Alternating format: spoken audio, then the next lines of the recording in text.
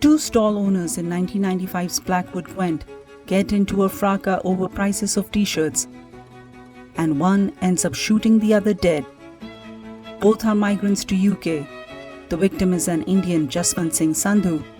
The alleged murderer, a Pakistani man, Mohammad Basharat. So how is it all connected to a small village in Azad Kashmir full of mansions? And this man who goes by the name of Zameer Ali.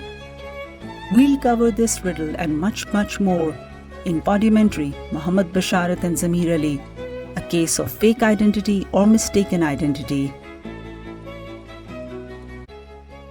In this episode, we will look at the interconnected and interrelated lives of both Basharat and Zameer, where the official identity and life of one ends and the other one's begins.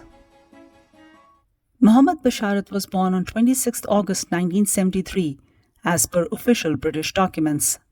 Zameer Ali's date of birth on Pakistani computerized identity card is 10th November 1974.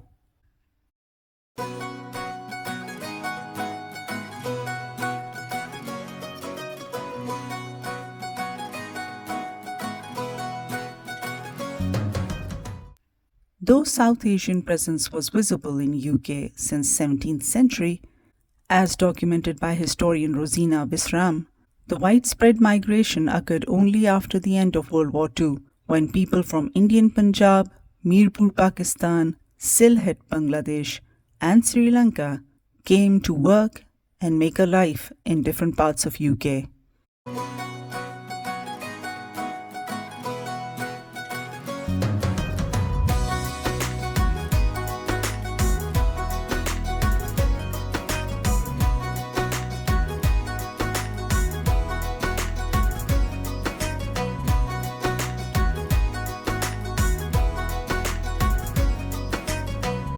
Mohammad Basharat's father, Muhammad Hussain, was born in Jhelum in 1916 and came to live in Britain in 1964.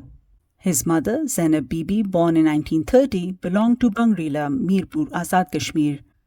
This is what was declared about them at the time of a 1988 passport application for still minor Basharat. In that passport application, Basharat is a medium brown-skinned toned average-looking teenager with a growing moustache and hair combed all the way from one side to the other. Therefore, if Basharat was born in 1973, that would make his father Hussain 57 and his mother Zainab 43 at the time of his birth. In 1988, if still alive, they would have been 72 and 58. In 1995, Basharat is described by witnesses as being 20 or 25, as well as 41, which would put him on track to being in his 50s or 70s right now, since he disappears from UK right after the murder of Jaswant Singh Sandhu in a marketplace in Blackwood Gwent, South Wales. Nothing is known about the missing years till 2003, when Zameer Ali appears in Pakistan's Nadra database with a computerized identity card. Zameer's father is Muhammad Aslam. According to FIA, Muhammad Aslam is Basharat's older brother, making Basharat Zameer Ali's chacha. However, Zameer's lawyer identifies Aslam as Basharat's younger brother, hence making Basharat Zameer Ali's taya. And remember, Basharat worked with his brother in that stall in Blackwood Gwent marketplace 29 years ago. That brother is Zameer's relative too, might be even his father, if you go by that story. Shan Said Ghuman says he was hired by Zameer's nephew. He did not say whether the nephew is from paternal or maternal side, or where the nephew lives, and of course, whether the nephew is Basharat's real son. Who knows in this mind twister of a case? Irrespective of who is Taya and who is Chacha, the bottom line is if Zameer is Basharat, he has been hiding in plain sight in the same family. Zameer Ali's date of birth on CNIC is given as 10th of November 1974. It is Zameer who gets married a year later to a much younger woman and has 3 children, 2 sons and a daughter. We neither know nor are privy to information on how he got married, if he really is Basharat. Zameer's lawyer Ghuman does not state whether a Zameer Ali existed in pre-CNIC days, but says that both Zameer and Basharat are connected as family members. though Ghuman also says they are not interacting with each other because of a property dispute between Zameer's father and Basharat. A tad bit convenient to have a family dispute right at the time of an extradition trial, but he reiterates that Zameer does not know where Basharat is. Meanwhile, Zameer knows exactly where he himself is, in a Diyala jail, as inquiry into his extradition as Basharat rages on in the court of Additional Deputy Commissioner General in G11 Islamabad. There is also another odd similarity between them. Remember the fingerprints of Basharat taken in Oldham, UK in 1993 that are being used to figure out whether Zameer is really Basharat? They were taken by Greater Manchester Police on suspicion of deception over a red Mazda car that Basharat owned but said got rid of a while back.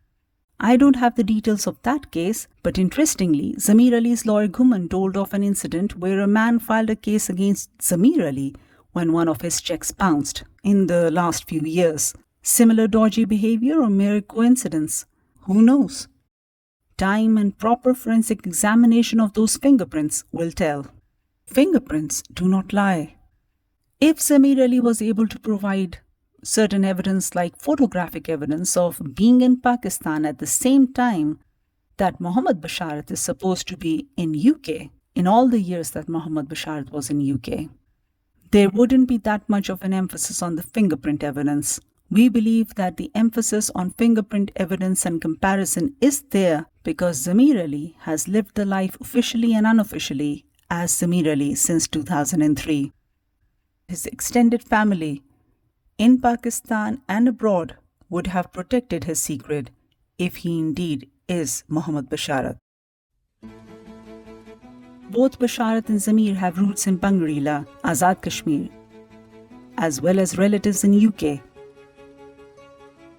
some of whom have attended his hearings in Islamabad, as per his lawyer. So we will explore the land of Bangarila, Mirpur, Azad Kashmir,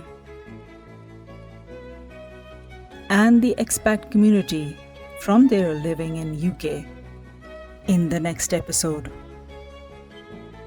After watching or listening to this Podimentary episode, if you have been named and want to clarify anything, kindly get in touch with us at the email address given on the channel site. We'll be happy to put out an update if your info gets us closer to the truth.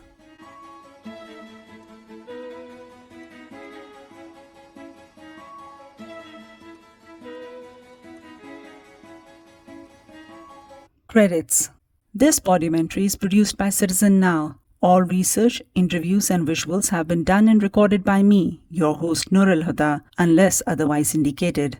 All music and news clips are open source or come under YouTube's fair use guidelines. This episode features beats from the song Rawalpindi, sung by Tahir Abbas.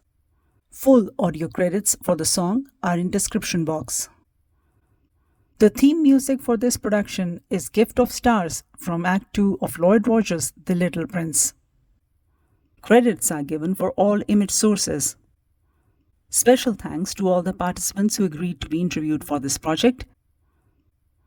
This is copyrighted material, a Citizen Now original production, 2024.